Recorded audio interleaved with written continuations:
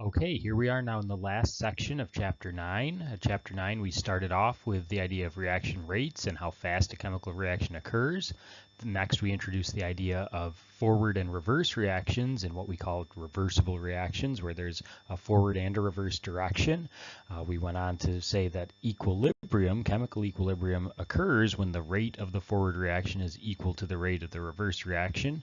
And then we looked at the values of the equilibrium constant and determined that if the equilibrium constant is a very large number, that means products are favored. If it's a very small number, that means reactants are favored.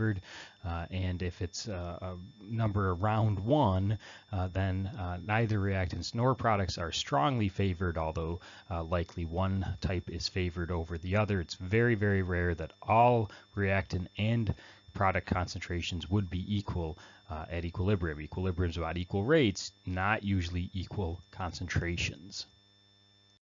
All right, so now in this last section of Chapter 9, we're going to focus on changing equilibrium conditions. So we're going to look at things that can affect that relative amount of reactant and product, and this is largely known as Le Chatelier's principle. If we shift a reaction in one direction, how does it respond to try to reestablish equilibrium? If we don't change temperature, then we really do need to keep that value of the equilibrium constant. So if we add products, we'll see that that will mean we'll have to shift back to make some more reactant and vice versa. So that's what we're looking at here. It's very conceptual, not a whole lot of math involved. For those of you who didn't care for the math-intensive sections before this, it's good news. For those of you who love the math, well, we're back to more of a concept-based section here in the last part, just like we started off Chapter 9. All right, and Le Chatelier, or as close as my French is to the correct pronunciation, Le Chatelier's principle dictates that chemical equilibrium can be disturbed by a change in concentration, volume, or temperature. Altering any of these conditions puts the system under stress. And Le Chatelier's principle specifically states that when a system at equilibrium is disturbed, the system will shift in the direction that will reduce that stress. We go on to say that there will be a change in the rate of the forward or reverse reaction to return the system to equilibrium. So that return to equilibrium, as long as we're talking about concentration or volume, that return to equilibrium will mean that we return to the same overall value of the equilibrium constant, although we may have altered individual reactant and product concentrations.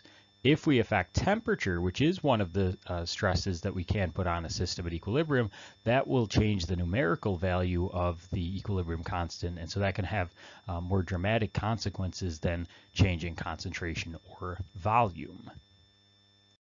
All right, so let's sort of address these in order. So first, we'll look at changing concentration. So for the following reaction at equilibrium, we have a homogeneous equilibrium here. H2 gas plus I2 gas yields 2 moles of HI gas, and the rate of the forward reaction is increased to relieve the stress when more H2 or I2 is added, right? The rate of the forward reaction increases because we have more H2 and or I2, and therefore we're going to have more collisions and more successful collisions in the forward direction. If, on the other hand, we removed HI, well, that would also stress the system to form more HI because we would be removing a product, and therefore the system would shift to try to produce more of that product.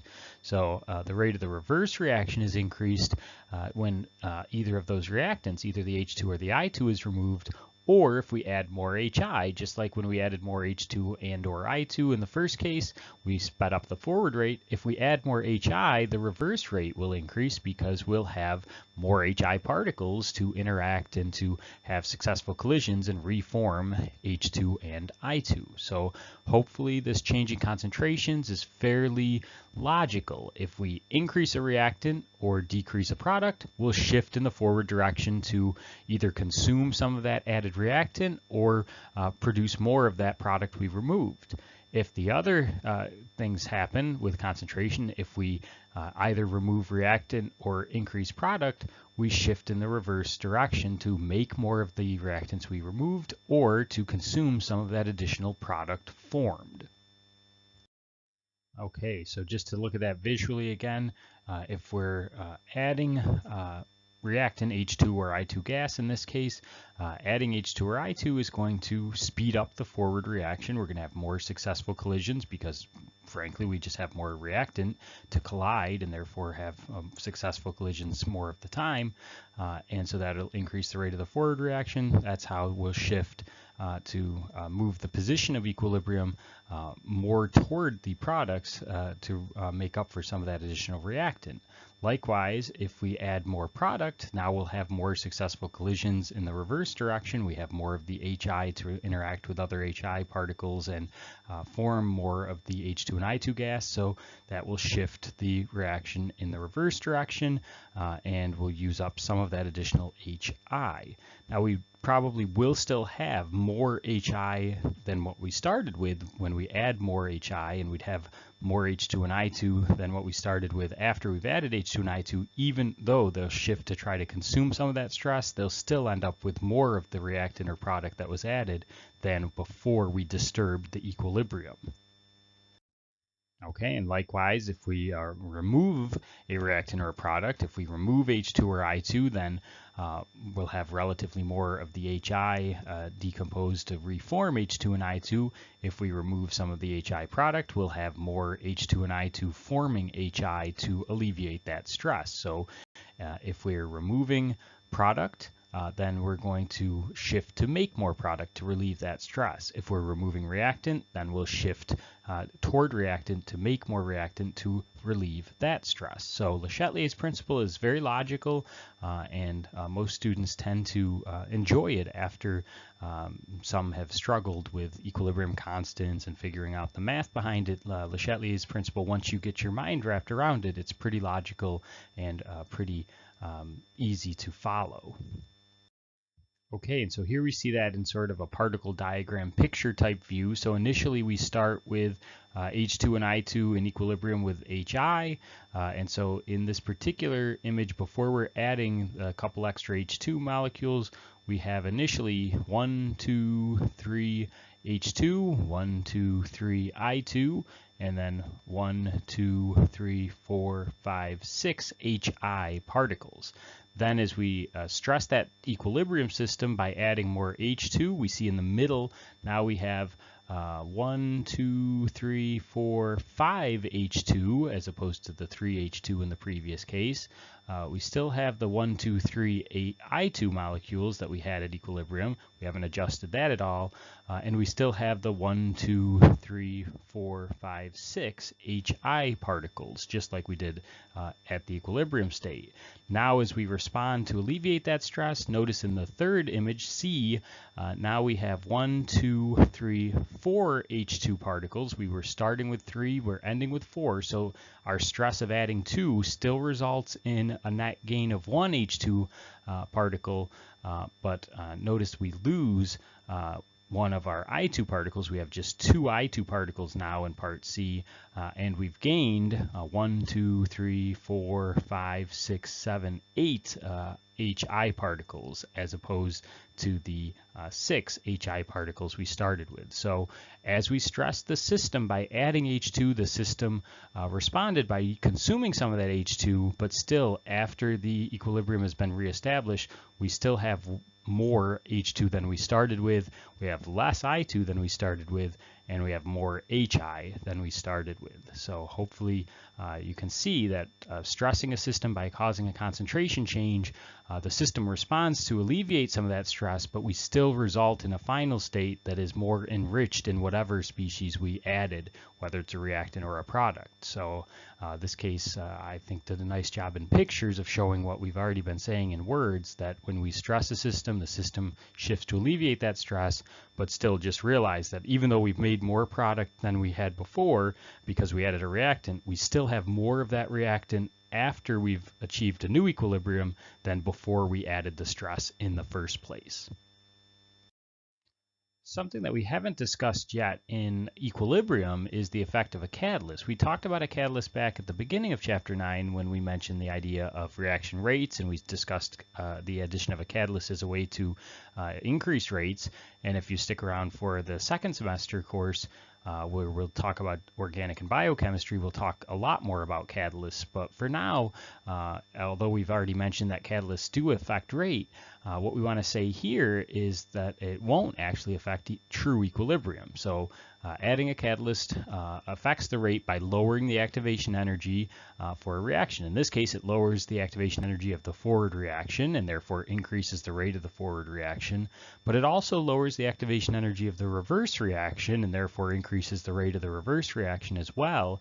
So although adding a catalyst will decrease the time to reach equilibrium, it has no effect overall on the conditions at true equilibrium. And I say true equilibrium there because sometimes a catalyst might favor a particular step along the way. So you might achieve that particular step faster and it may seem to impact things, but if you waited around long enough, true equilibrium with or without the catalyst would be achieved in such a way that there's no impact on the overall equilibrium concentrations if that catalyst is absent or present. So just be careful about that. You might encounter that if you take higher level chemistry classes, so just warning you about that in advance. But we tend to deal in just true equilibrium anyway, so the addition of a catalyst will impact rates, but it will not impact the overall concentration. So you'll get to equilibrium faster, but it won't change what equilibrium looks like with or without the catalyst.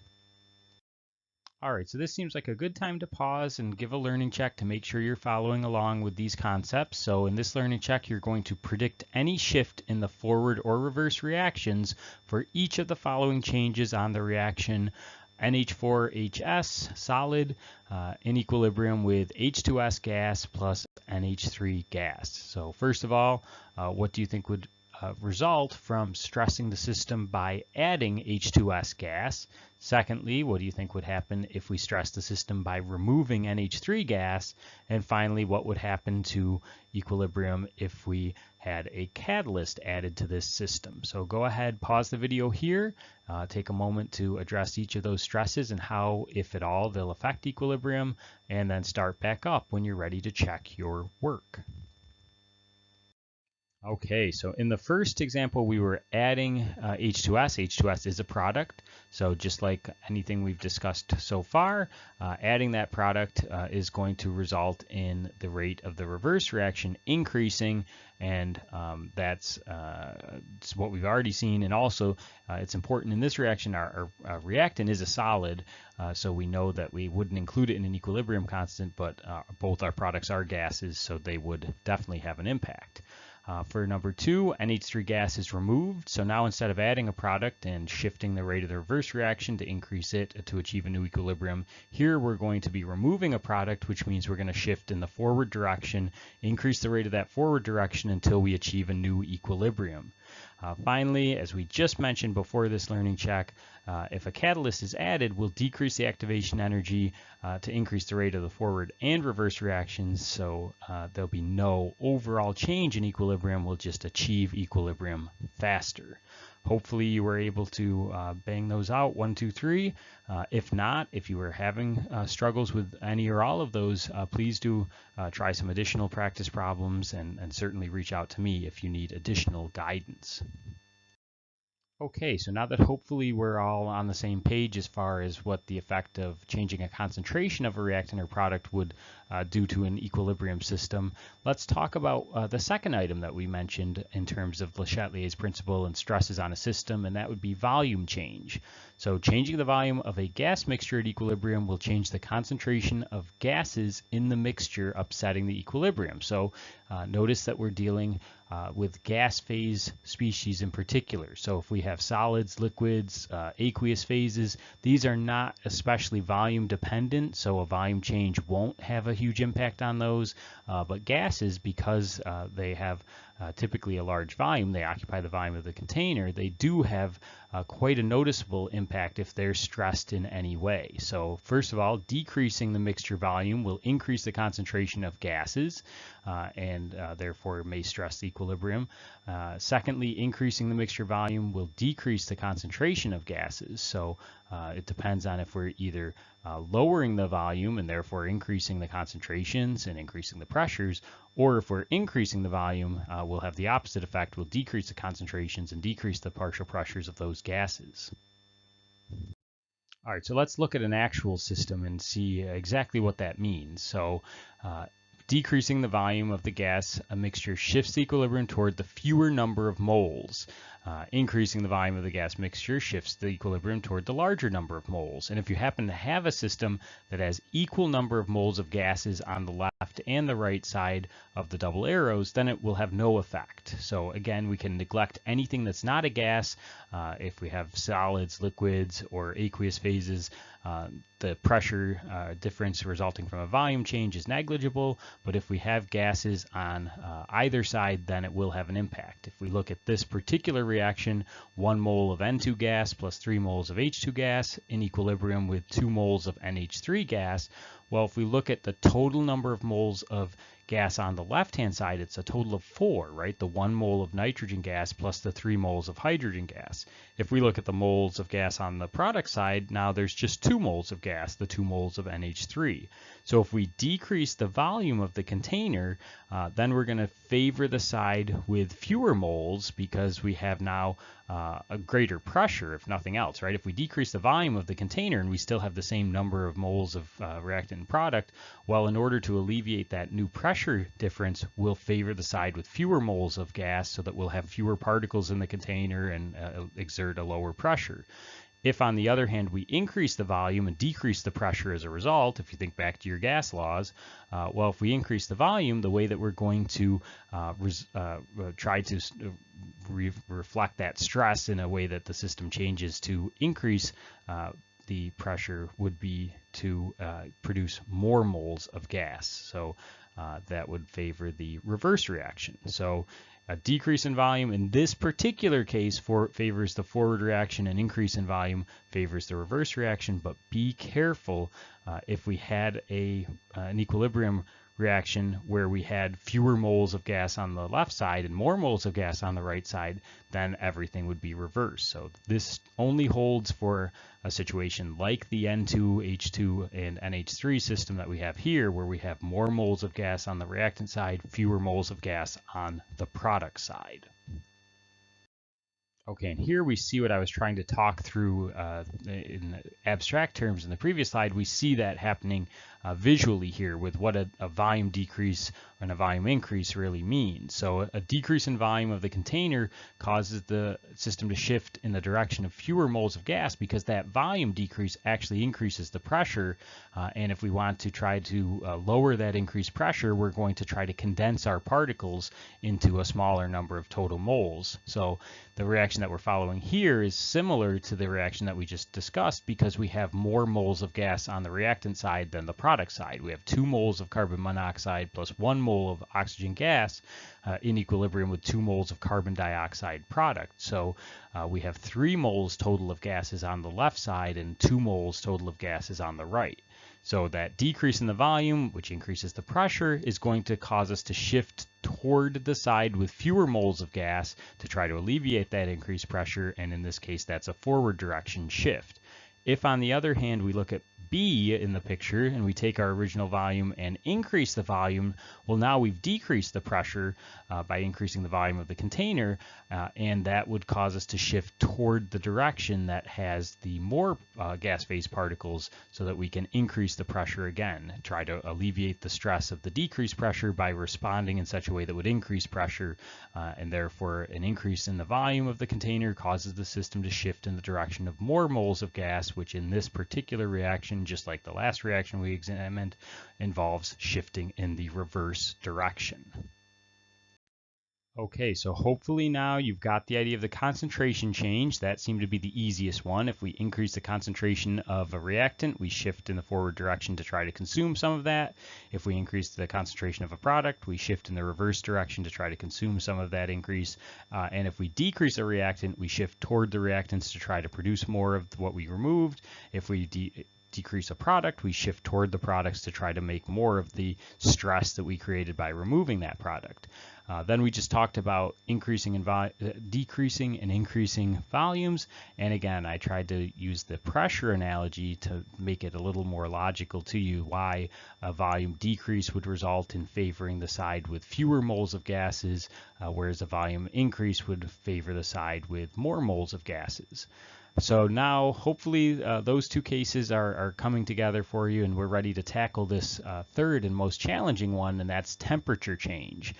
So temperature change, we have to consider the type of reaction we have. Is it endothermic or exothermic? So for an endothermic reaction at equilibrium, we treat heat like a reactant because it absorbs heat as it goes forward. Heat's not a chemical quantity, but we treat it like a reactant because it is consumed as the reaction progresses. So a decrease in temperature, we can think of that like removing heat, just like removing a reactant, and therefore shifts the equilibrium toward reactants. An increase in temperature would add heat, and therefore would shift the equilibrium toward the products. So if we look at this endothermic reaction where we have calcium carbonate solid in equilibrium with calcium oxide solid and carbon dioxide gas, being an endothermic reaction, it absorbs heat as it goes in the forward direction. So if we're going to increase temperature, which is a way of adding heat to the system, then we'll shift to the right. We'll shift toward products because we're treating heat like a reactant.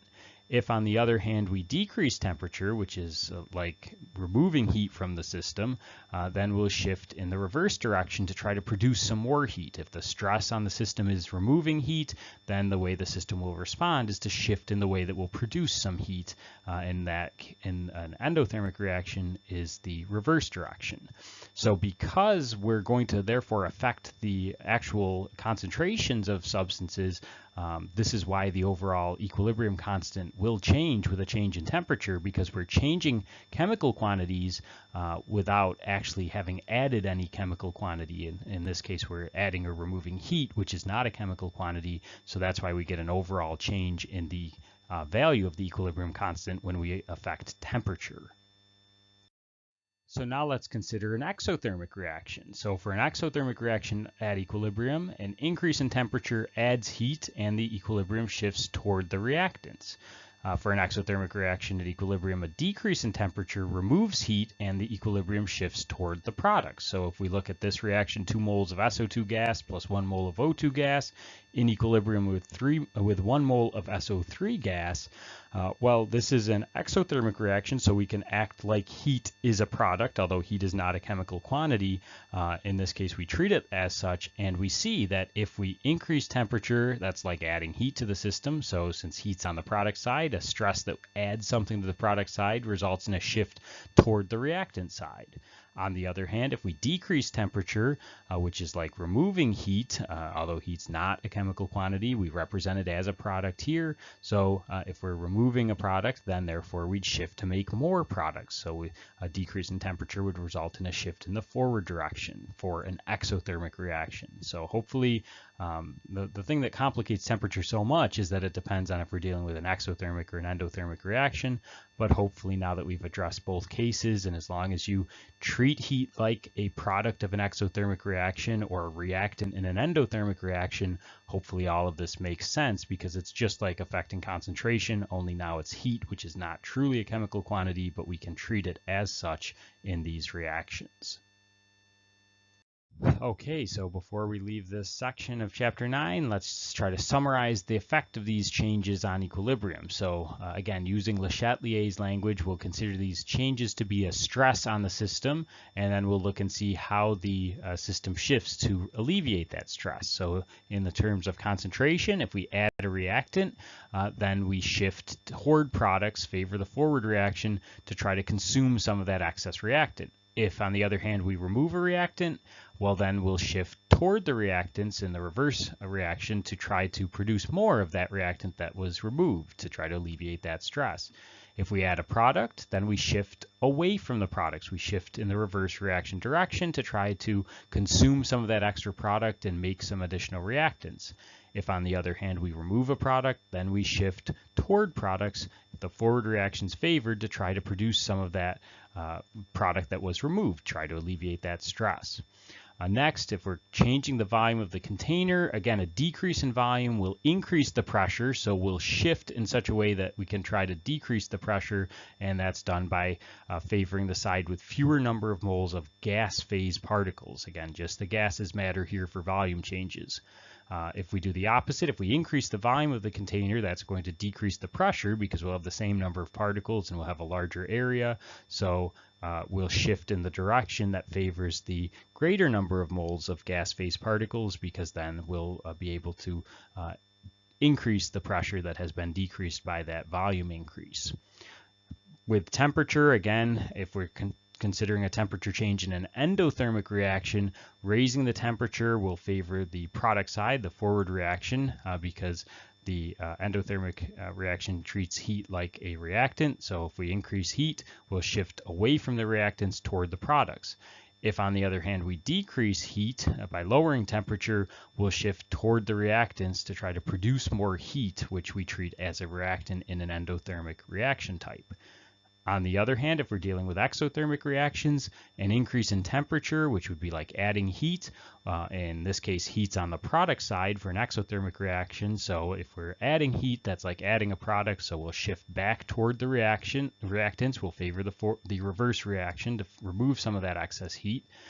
If we're lowering temperature in exothermic case, that's like removing a product, so therefore we'll shift to favor the products and move in the forward reaction direction to increase heat.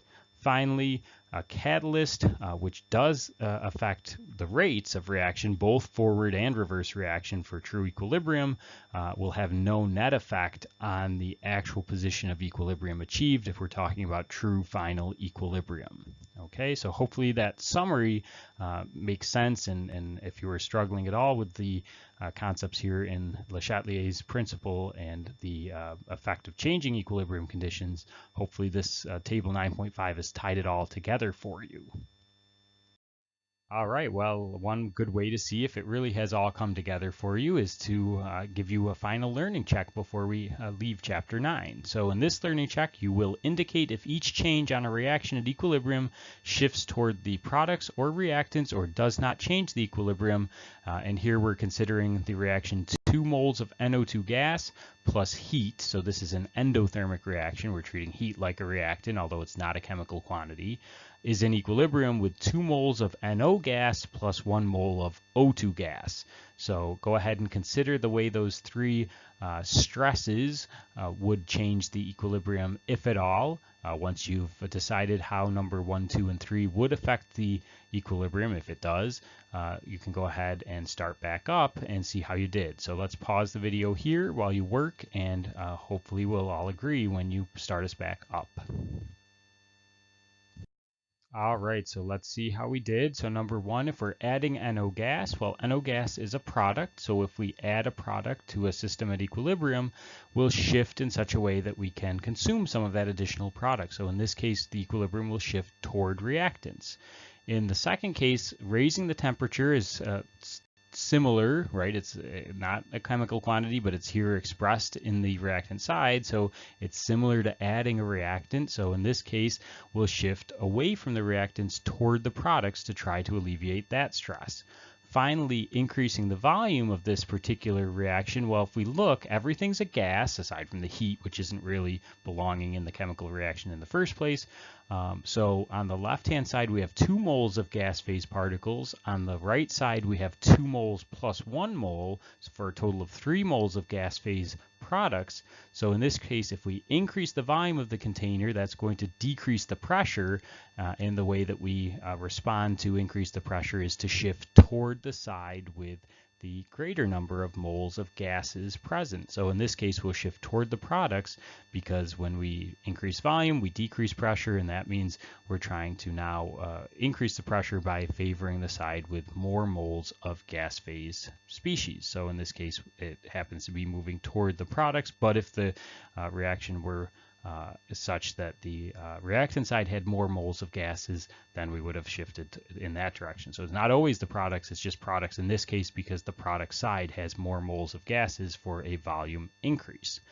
All right, so hopefully I haven't confused the matter anymore. Hopefully you already had them all correct and you understand it. But if that's not the case, please do try some additional problems. I think it's actually one of those areas where you learn by doing. The more you encounter it, the easier it becomes. If you're trying more problems and it's not getting any better, then please do reach out to me. Let me know you're struggling, and I'll try my best to help you. But as I hope you're all doing quite well with this, we're going to leave chapter 9 here, and I will see you in the next chapter.